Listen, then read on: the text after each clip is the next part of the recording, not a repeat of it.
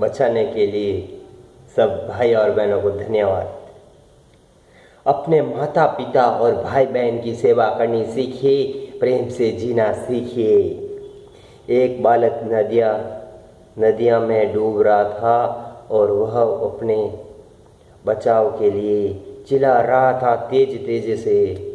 उसकी आवाज़ किसी राहगीर ने सुनी और उसने छलांग लगाकर नदियाँ से उस बालक को निकाल लिया। जब बालक बाहर आया तो उसने उस राहगीर को धन्यवाद दिया। जीवन बचाने के लिए धन्यवाद।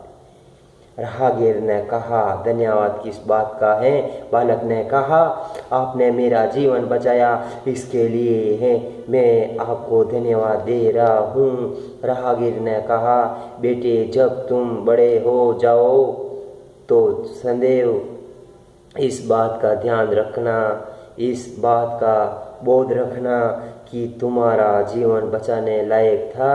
हाँ, मैं आपको भी इसलिए संबोधित करता रहा हूँ क्योंकि आपका जीवन बचाने लायक हैं, जीवन जीने लायक हैं और आपका जीवन उन्नति है और प्रगति के द्वारों से गुजरने लायक हैं। इसलिए मैं आपको छलांग लगाकर बचाया हूँ। इसलिए बच्चे ने जीवन बचाने के लिए धन्यवाद राहगीर को दिया था।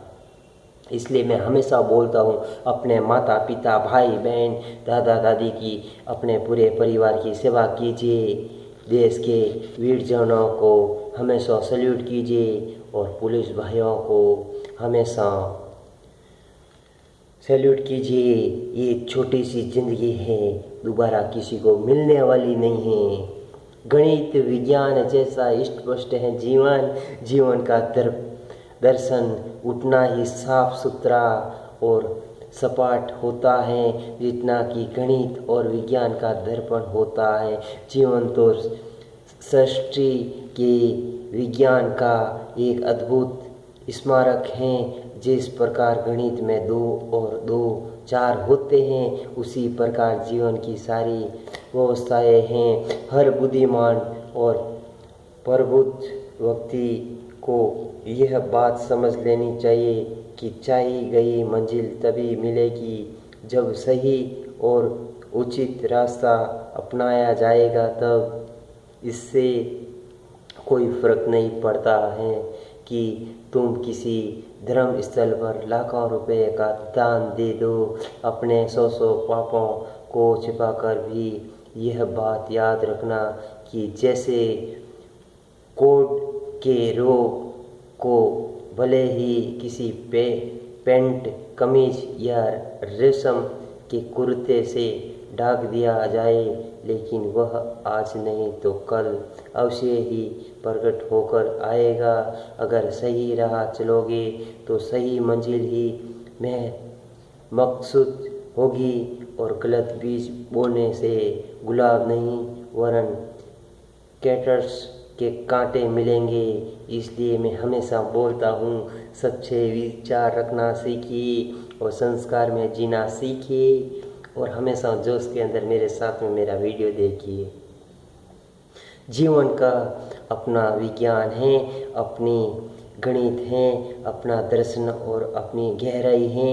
मैं जानता हूँ कि जीवन का आनंद, उसका संगीत और माधुर्य कितना अंधेरा है, क्योंकि उस आनंद को मैं सभी जी रहा हूँ, उस संगीत को सुन रहा हूँ, मैं उस माधुर्य का आस्वादन कर रहा हूँ। शायद किसी व्यक्ति के लिए मंदिर, मस्जिद और गुरुद्वारा कहीं और होगा, पर मैं जब अपने भीतर झांकता हूँ तो लगता है कि सब हमारे ही अंदर 33,000 देवी देवता हम हमारे दिल के अंदर रखते हैं।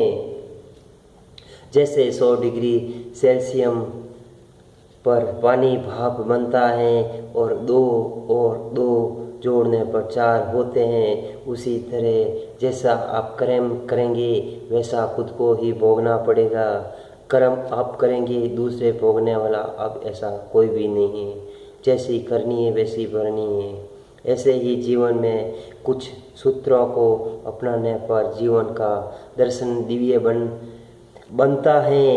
इसी बात को ध्यान में रखते हुए व्यक्तित्व विकास और जीवन परिवर्तन के लिए 4 जीवन सूत्र दे रहा हूँ। सोच हो स्वस्थ और सुंदर। पहला सूत्र है, जो भी सोचो अच्छा और सुंदर सोचो।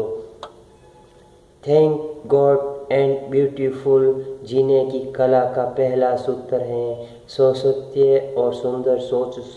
मनुष्य शरीर की दृष्टि से बहुत ही कमज़ोर होता है।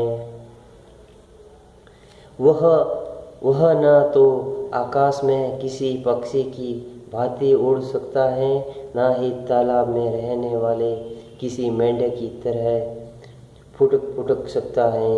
वह न ही सागर में रहने वाले किसी घड़ियाल की तरह झपट सकता है, न ही किसी बाज की तरह उसकी पैनी निगाहें हैं। मानव देह की क्या बिसात हैं, उसे एक छोटा सा बिच्छू भी खत्म कर सकता है, लेकिन बावजूद इसके प्रगति मनुष्य को एक ऐसी क्षमता प्रदान करती है जो पृथ्वी के अन्य किसी प्राणी को प्राप्त नहीं है। वह क्षमता है सोचने और विचारने की क्षमता है।